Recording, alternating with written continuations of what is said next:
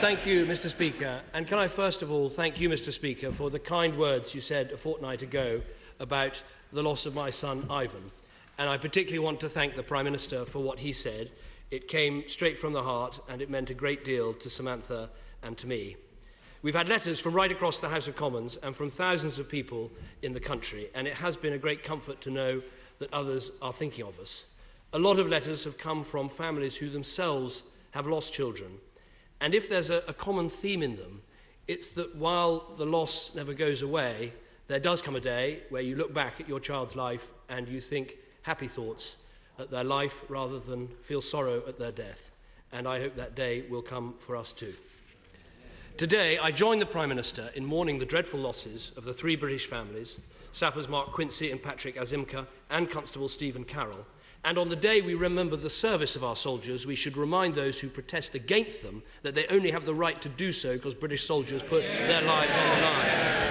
On Northern Ireland, let us be clear about the nature of these crimes. They were committed by callous killers capable of shooting men in cold blood and standing over their wounded bodies and murdering them. Does the Prime Minister agree with me that the most important thing in Northern Ireland today is that everyone works with the police so that these killers can be found, caught, charged and convicted? Yes, Mr. Speaker. Let me welcome back the Leader of the Opposition, and I understand the grief that he and his family have been going through. In Northern Ireland today, we are seeing a degree of unity amongst the political parties that some people thought that they would never see in their lifetimes. We are seeing all parties call for the citizens of Northern Ireland to cooperate with the police. We're seeing all parties condemning the violence that has happened. And we're seeing all parties asking those people who have information to help the police track down these killers. As the House will know, two men have been arrested as a result of the police killing, and the hunt is on for those people who brutally murdered the soldiers on Saturday evening. I can say to the House we will do everything we can to enhance the security arrangements in Northern Ireland. I've talked directly to the Chief Constable Hugh Ward about it. We will leave no stone unturned in making sure that he has available to him all the arrangements that are necessary to enhance security there. And I do believe that out of tragedy we are seeing a unity which shows the determination that while a few murderers may try to disrupt the process, the whole of the people of Northern Ireland want not only to see justice done, but want to send a message that the political process is here to stay and is working. Mr. Speaker, the Prime Minister is absolutely right about this unity. It is remarkable, and it is remarkably welcome that every political party in Northern Ireland, including individuals who were themselves once bombers and terrorists, are calling on people to cooperate with the police. Does he agree with me that this highlights the importance of our reaction, which should be to say that Northern Ireland is not on the brink, is not staring into an abyss, but instead needs effective policing, the cooperation of the public and the measured reaction of politicians? Aren't those the things we need to make sure that these murderers never win? I agree entirely with what he's said, and I see the assent of all parties sitting in the House to what we are both saying about the importance of people working together to hunt down these criminals. We are dealing with a small minority.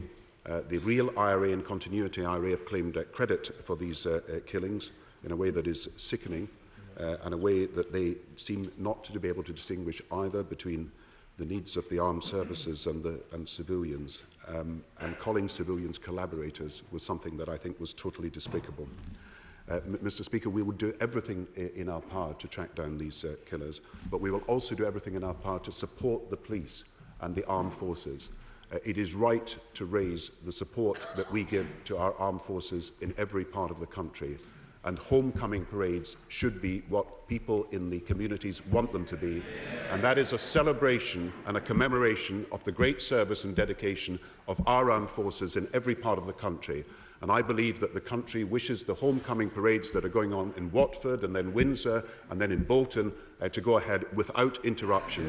There is a right to freedom of speech, but there is not a right to disruption and to public disorder, and it is our duty to make sure that order is kept. Thank you, Mr. Speaker. The whole House would have agreed with what the Prime Minister said about the value of these homecoming parades. But can I turn to another issue? Serious allegations have been made that Britain may have been complicit in torture, Now, let us be absolutely clear about Binyan Mohammed. This is someone who claimed he was going to Chechnya to help civilians, but in fact ended up in Afghanistan. But nevertheless, his allegations have to be dealt with. Now, it's right that the Attorney General should see whether a crime has been committed. But isn't it also important that the Prime Minister is satisfied that Britain has throughout acted with moral authority over and above the question about whether a crime has been committed? And can the Prime Minister tell us what he has done to satisfy himself of the true facts in this case? Mr. Speaker, let me say right at the outset, this government unreservedly condemns the use of torture. Under no circumstances will we participate in, encourage or condone the use of torture for any purpose. And I have instructed where allegations are made about torture, they must be properly examined, including, if necessary, by the courts. Now, the Attorney General is looking at the very specific allegations in this case.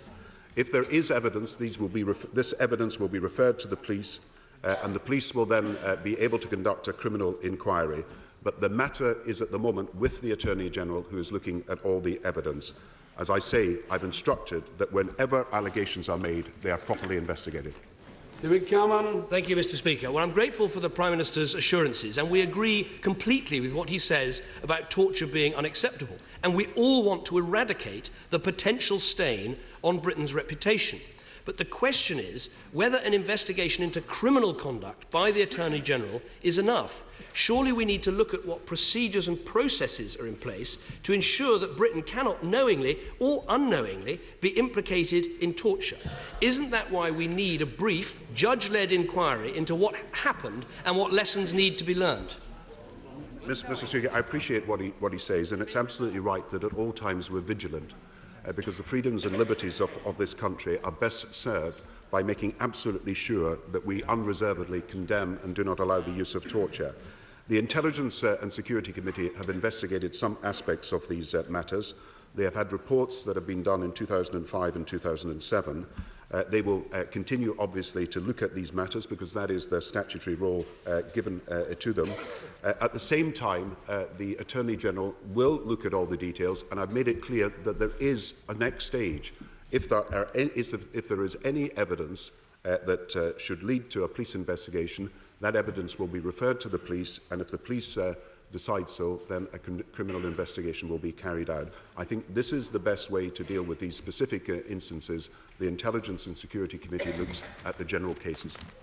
Thank you, Mr. Speaker, but it's not clear that the Attorney General's inquiry is going to answer the question that the Prime Minister himself rightly poses, which is, have we acted properly at all times during these procedures? The Attorney General is going to be looking at the one case rather than the procedures in all cases. The Attorney General is looking at whether a crime has been committed, quite rightly, but isn't really looking at our moral authority and whether it's been maintained. Doesn't the Prime Minister see that an inquiry is likely to become necessary? Either the Attorney General will find a crime has been committed, in which case there'll be a clamour for an inquiry to answer how on earth this was allowed to happen. Or, on the other hand, if the Attorney General decides not to go ahead with a prosecution, we still won't really have the answers to what happened in this important case. On either ground, wouldn't it be better to order that judge-led inquiry instead of having it dragged out in the weeks ahead? I have to say that the Intelligence and Security Committee has and continues to inquire into these matters. And of course we've had a debate about the full status of the Intelligence and Security Committee for the future, but they have looked at the issue of rendition in great detail in their previous inquiry. Can I just say, as regards the Attorney General, that the Home Secretary referred the question of possible criminal wrongdoing to the Attorney General in her role as an advisor to government. She is consulting others, as is necessary, about what needs to be done.